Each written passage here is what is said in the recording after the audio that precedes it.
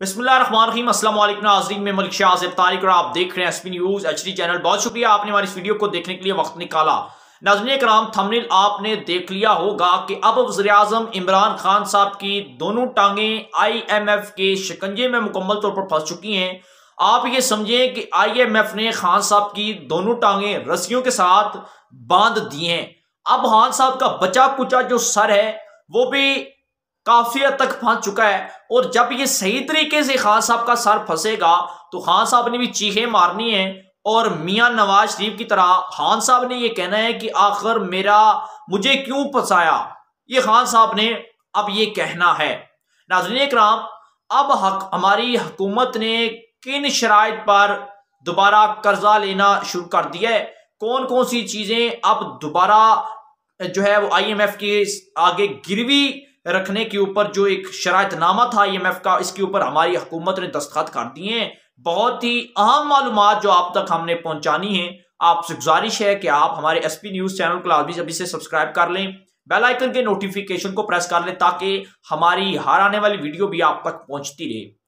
नाज़रीन इकराम, पाकिस्तान की 22 करोड़ आवाम हमारी हुकूमत ने IMF के आगे गिरवी रख दी है, और अब हमारी जो कौम है इनके जो आने वाले बच्चे होंगे ये वक्त से पहले ही गिरवी रख दिए गए हैं।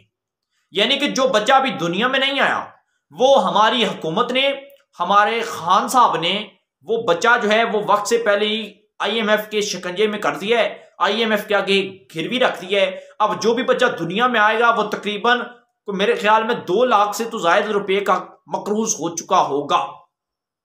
इसके साथ साथ हमारी नाजरीन मोटरवे जो थी ये तो खैर कर्जे में आज ये भी चली गई, ये भी शरायतनामे पर दस्तखत हो गया।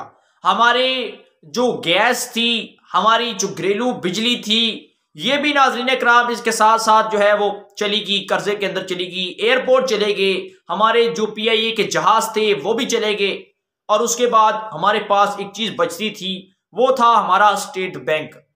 हमारा स्टेट बैंक हमारी दौलत का अदारा, हमारी दौलत, हमारा स्टेट बैंक, अब वो भी IMF ने बड़े ही एक प्लान के साथ इनके सामने शराइत रखी, बड़ी डिमांड रखी। हमारे हुकूमत को एक स्टेट बैंक नजर आया, इन्होंने दस्तखत कर दिए शरायतनामे पर। अब हमारी हुकूमत के ऊपर अब जो IMF है वो अभी तक एतमाद नहीं कर रहा।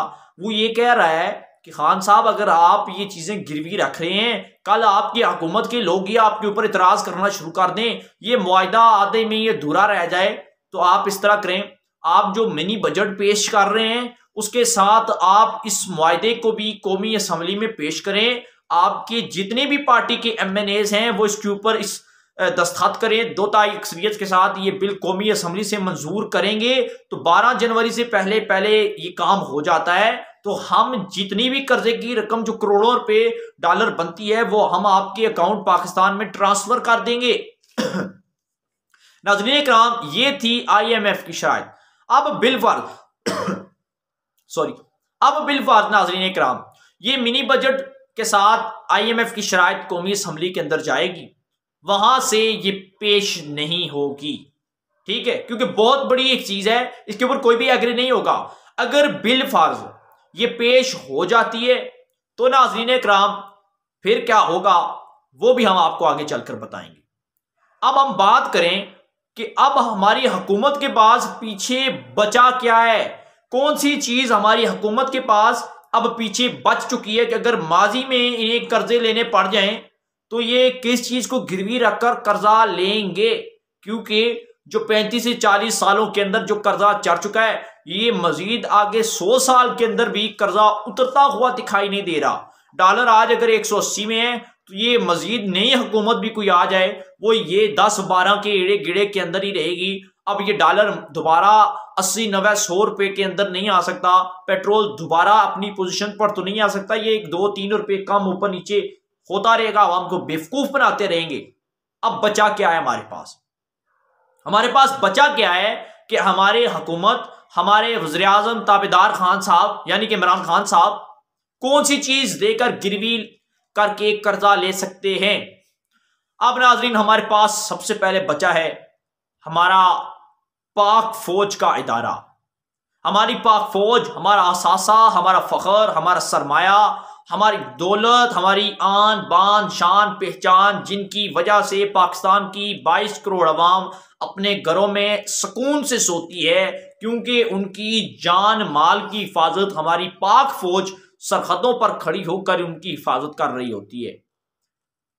खुदा ना करे हमारी पाक फौज की आन पर कोई आन चाहे, खुदा ना करे वो हमेशा ऐसे ही दलेराना और जुर्रतमंदाना मुजाहिरा करती रहे और दुनिया इनकी दुश्मन हमारे इनकी थरथराहट से कांपते रहें।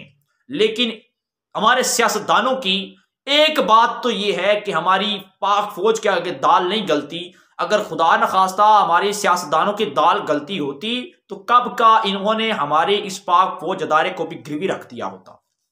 अब उसके बाद बात करें तो हमारे पास दूसरे नंबर पर बचता है हमारा एटमी असासा, जिसके ऊपर शुरू दिन से ही रोजे अव्वल से ही अमेरिका को ये चीज चुभ रही थी, ये चीज हारिश कर रही थी कि ये एटमी ताकत पाकिस्तान के पास कैसी है। और अमेरिका जो है वो पहले दिन से चाहता था ऐसी मुश्किल कोई आए पाकिस्तान के ऊपर, खुदा न खास्ता ये एटमी असासा जो है ये हमारे हवाले कर दें, गिरवी रख दें, पैसे हमसे ले ले। और अब ये वक्त मुझे बहुत करीब दिखाई दे रहा है, बहुत करीब दिखाई दे रहा है नाज़रीन किराम। जिस तरह के हालात चल रहे हैं हमारे सियासतदानों का, अगर बस चले तो ये पैसों की लालच में इतने ज्यादा गिर चुके हैं कि हमें एटमी जो असासा है वो भी रख दें। अब इन्हें ये नहीं पता कि हमारा एटमी असासा जो है ये असल हमारी ताकत यही है, हमारी पाक फौज, जिनके सर पर दुनिया की सुपर ममालिक के अंदर, सुपर फौज के अंदर हमारी फौज आती है, जिसकी ताकत से दुश्मन डरते हैं, वो हमारा एटमी असासा है, जिसकी वजह से हम बहुत ज्यादा मजबूत है। खुदा न खास्ता इसके ऊपर कोई आन चाहे, अल्लाह से दुआ है कि हमारे एटमी असासा जो है ये अपने हिफ्ज़ो अमान में रखें। नाज़रीन इकराम, तीसरे नंबर पर हम बात करें तो हमारे पास भी बचती हैं पाकिस्तान की आजाद खुद मुख्तार अदलिया जो है वो भी हमारा असासा है, मेरिट पर फैसला करती हैं। अगर हमारे सियासतदानों का बस चले तो ये अदलिया को भी गिरवी में रखकर कर्जा ले लें, पैसे ले लें। पैसे से मोहब्बत है इन्हें, पाकिस्तान से नहीं है, पाकिस्तानियों से नहीं है, पाकिस्तानी अदारों से नहीं है यार, इन्हें अपने बैंक अकाउंट से है, इन्हें पैसा से है। पैसा जिधर मर्जी से आए, ये जो मर्जी बेच के रख दें, इन सियासतदानों को कोई परवाह नहीं होता। खुदा न खास्ता हमारी अदलिया पर कोई आन चाहे, और अदलिया हमेशा से ही अपने अंदाज में मेरिट में फैसले करती रहे, और हमारी अदलिया जो है इसका मुकाम पूरी पाकिस्तानी कौम के दिलों में है, और सलूट पेश करते हैं, हम उन्हें सलाम पेश करते हैं। नाज़रीन इकराम, अब चलते हैं दोबारा जरा पार्लियामेंट हाउस की तरफ, जहां पर मनी बजट पेश होगा और जिससे बाकायदा तौर पर यह ऐलान किया जाएगा पाकिस्तान की तबाही का, खुदा न खास्ता, कि मनी बजट पेश हो चुका है और IMF ने हमें कर्जा दे दिया है, और पीछे उन्होंने सब कुछ IMF को दे दिया है, गिरवी रख दिया है, तबाह कर दिया इन लोगों ने पाकिस्तान को। नाज़रीन इकराम, ये ऐलान अब किस तरह होगा पाकिस्तान की खुदा न खास्ता तबाही का, वो जरा सुनिएगा। नाज़रीन इकराम, जब मिनी बजट पेश होगा उसके बाद होगा क्या? उसके बाद ये होगा कि आप मोटरवे पर फ्री सफर नहीं कर सकते, जहाजों की जो टिकटें होंगी वह आसमान से बातें कर रही होंगी, जो गैस घरों में इस्तेमाल होती है वो घरेलू लोग जो होंगे वो नवाला खाते हुए भी डरेंगे, कहीं हमें गैस जलानी पड़ गई तो बिजली जो है, गैस जो है वो बहुत ज्यादा खर्च होगी। बिजली के मीटर इस तरह चलेंगे जिस तरह आपके घरों के पंखे चलते हैं, इससे तेज रफ्तार के अंदर आपके मीटर चलेंगे बिजली के, और बहुत भारी बिल जो होंगे वो आपके घरों में पहुंचेंगे। अगर वो बिल जमा नहीं होगा तो आपके मीटर भी कट जाएंगे।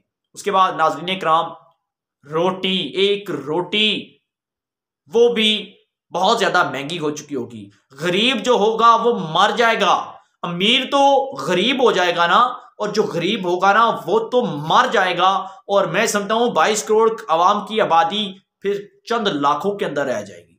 मैंने वो बंदा कहता था कि मलिक साहब जो सूरत हाल चल रही है, जिस तरह खान साहब काम कर रहे हैं, मजीद अगले 5 साल खुदा न खास्ता ये लगा दें, फिर लाखों के अंदर आबादी बच जाएगी, करोड़ों का किस्सा ही खत्म हो जाएगा।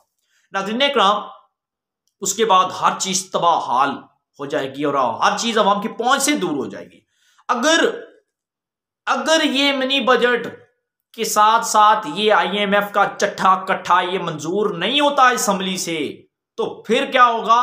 कहानी तो यहां से स्टार्ट होती है।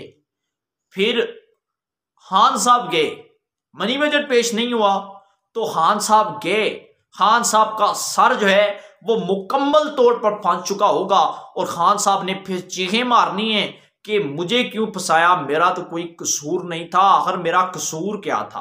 खान साहब ने फिर ये नारे लगाने नाज़रीन कराम, और फिर खान साहब तो रेड लाइन अबूर करते हुए, बॉर्डर क्रॉस करते हुए फिर बैठेंगे किसी में सस्ती सी टिकट करवा कर जहाज की, फिर मियाँ साहब की तरह ये भी ठीक उसी प्लान के अंदर कहीं रफू चक्कर ना हो जाए, ये तो एक अलग बात है। लेकिन उसके बाद एक नया रास्ता खुलेगा, एक नया निजाम आएगा, जिस निजाम को मैं महसूस कर रहा हूं, जो निजाम पूरी पाकिस्तानी कौम चाहती है। बहुत प्यारा सफर, बहुत खूबसूरत सफर जिसको पूरी कौम पसंद करती है, वो है इस्लामी सदारती निजाम लाओ। और इंशाअल्लाह ताला फिर इस्लामी सदारती निजाम आएगा और पाकिस्तान के अंदर लाकानूनियत, गुर्बत, महंगाई, जबर, जुल्म, ज्यादती, इंशाअल्लाह ताला सबका खात्मा होगा। और जिस क़यादत के हाथों में यह मुल्क जाएगा, जो इस्लामी सदारती निज़ाम लाएगा, इंशाअल्लाह ताला मुल्क हमारी तरक्की की राह पर गमज़न होगा। हमारे मुल्क को अल्लाह ताला ने बहुत कुछ दिया है। ये लोग 35 से 40 सालों से ये मुल्क को खा रहे हैं, आज भी ये मुल्क कायम और दायम है। तो इंशाअल्लाह ताला समझिए कि पाकिस्तान के अंदर बहुत कुछ है जिससे हम अपने मुल्क को तरक्की की गाम राहों पर पहुंचा सकते हैं, आसमान की बुलंदियों तक पहुंचा सकते हैं। नाज़रीन कराम, इस्लामी सदारती निज़ाम का नफाज होना चाहिए। कमेंट सेक्शन में आप क्या बताते हैं, आपकी राय का मैं मुंतज़िर रहूंगा। आपसे गुजारिश है, चैनल को लाजमी सब्सक्राइब कर लीजिएगा, बेल आइकन के नोटिफिकेशन को प्रेस कर लीजिएगा। इंशाअल्लाह ताला मिलते हैं इंशाअल्लाह फिर किसी और प्रोग्राम में। अल्लाह हाफिज।